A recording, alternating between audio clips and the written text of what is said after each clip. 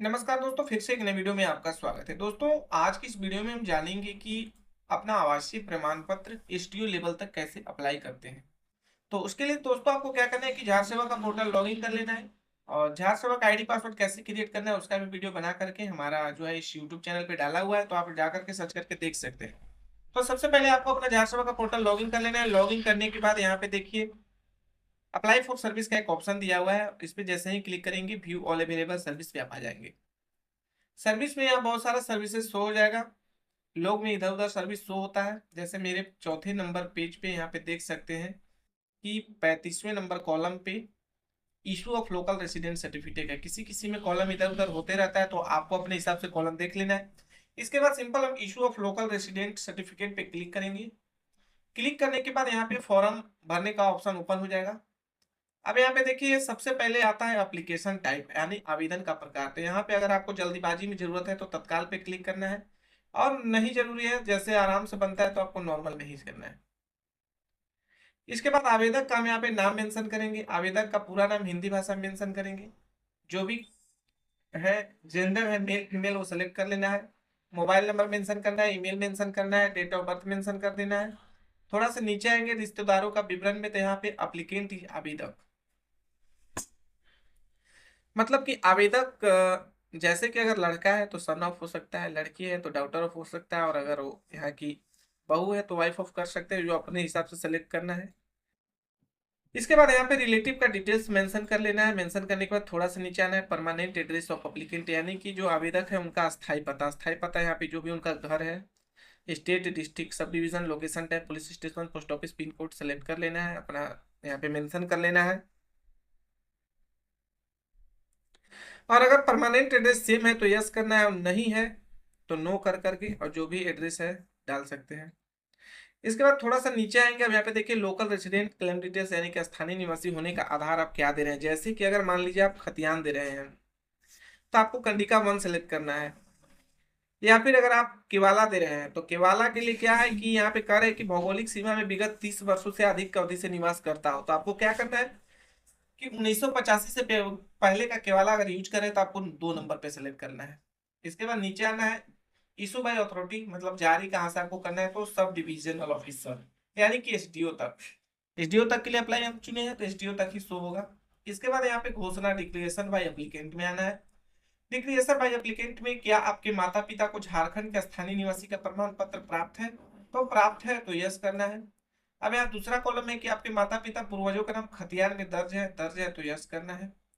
अब आपके माता पिता भूमिहीन है, अगर भूमिहीन है तो सिंपल एक रेसिडेंशियल नहीं बनेगा, तो आपको नो करना है। क्या आप झारखंड में प्रचलित भाषा से अवगत हैं? श्योर अवगत हैं। अगर आपके माता पिता राज्य सरकार के कर्मी हैं तो लगाना है, नहीं तो नहीं लगाना है। भारत सरकार के कर्मी हैं, अगर हैं तो लगाना है, नहीं तो नहीं लगाना है। झारखंड सरकार में किसी संवैधानिक विधायी स्टेचुटरी पद पर आसीन है तो लगाना है, नहीं लगाना है, नहीं लगाना है। वो आपको अपने हिसाब से देखना है, आपके घर में नौकरी है नहीं है वो तो आपको देखना है। इसके बाद 8वां नंबर कॉलम बात करते हैं कि क्या आपका जन्म झारखंड राज्य क्षेत्र में हुआ है, अगर हुआ है तो यस करना है। मैट्रिकुलेशन समकक्ष स्तर की पूरी शिक्षा मान्यता प्राप्त संस्थान से प्राप्त किया है। क्या आपके स्वयं अथवा माता पिता 30 वर्ष से झारखंड के निवासी करते हैं? जब आप हथियाना अटैच कर रहे हैं तो सिंपल है कि करते हैं। इसके बाद एग्री कर करके यहाँ पे एडिशनल डिटेल्स में आपका कर्मचारी का डिटेल्स शो हो जाएगा, और यहाँ पे वर्ड वेरिफिकेशन में कैप्चा कोड डाल करके सबमिट कर देना है। तो चलिए दोस्तों, हम सारे डिटेल्स को फिलअप करके सबमिट करते हैं। तब तक वीडियो के साथ बने रहें, और अगर आप चैनल पे नए हैं तो सब्सक्राइब भी जरूर करें।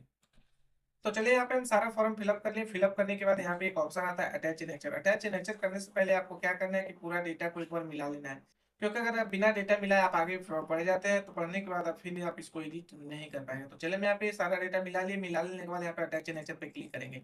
अटैच नेचर पे क्लिक करने के बाद यहाँ पे देखिए लोग आकर के फंस जाते हैं कि कौन सा डॉक्यूमेंट्स कहाँ अटैच करना है, कैसे करना है। तो सबसे पहले हम आपको बता दें कि यहाँ पे सेल्फ डिक्लेरेशन जो कह रहा है, सेल्फ डिक्लेरेशन में आवेदक का जो घोषणा होता है जिसमें टिक लगाने वाला फॉर्म है, उस फॉर्म को अटैच करना है। इसके बाद दूसरा में आता है लेटर ऑफ बैलेट, यानी कि आवेदक का शपथ पत्र।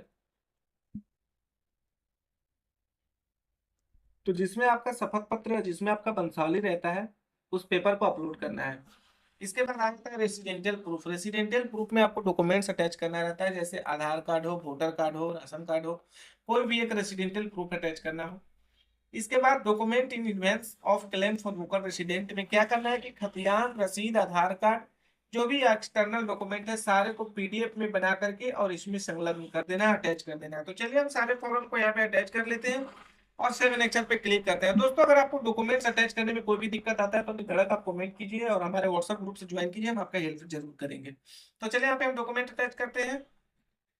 चलिए यहाँ पे हम डॉक्यूमेंट अटैच कर लिए। डॉक्यूमेंट अटैच करने के बाद सिंपल हम क्या करेंगे कि सेव एनेक्चर पे क्लिक कर देंगे। जैसे ही सेव एनेक्चर पे हम क्लिक करेंगे तो मेरा डिटेल्स कुछ इस प्रकार से शो हो जाएगा। अगर आप कॉमन सर्विस सेंटर के द्वारा अप्लाई कर रहे हैं तो पेमेंट लगेगा, और सेल्फ आईडी से क्रिएट कर रहे हैं तो आपको एक भी पेमेंट नहीं लगेगा। तो चलिए हम यहाँ पे मेक पेमेंट करके अपना पेमेंट कटवा लेते हैं। इसके बाद जैसे ही पेमेंट कटेगा तो आपके पास रिसिप्ट एक्नॉलेजमेंट स्लिप इस प्रकार से जनरेट हो जाएगा, जो कि आपको प्रिंट आउट करके रख लेना है ताकि आप स्टेटस जांच कर सकें। और स्टेटस कैसे जांच करना है उसका भी वीडियो बना दिए हैं, या फिर एक नया वीडियो 2025 के लिए बना देंगे कि कैसे स्टेटस चेक करना है। तो दोस्तों इस प्रकार से आप अपना रेसिडेंशियल सर्टिफिकेट यानी कि आवासीय प्रमाण पत्र एसडीओ तक के लिए अप्लाई कर सकते हैं। जानकारी कैसी नहीं कमेंट करके जरूर बताइएगा, और वीडियो अच्छा लगा हो तो दोस्तों के साथ शेयर कीजिएगा। तो चलिए फिर मिलते हैं नेक्स्ट वीडियो में नेक्स्ट जानकारी के साथ, तब तक के लिए नमस्कार, जय हिंद, जय भारत।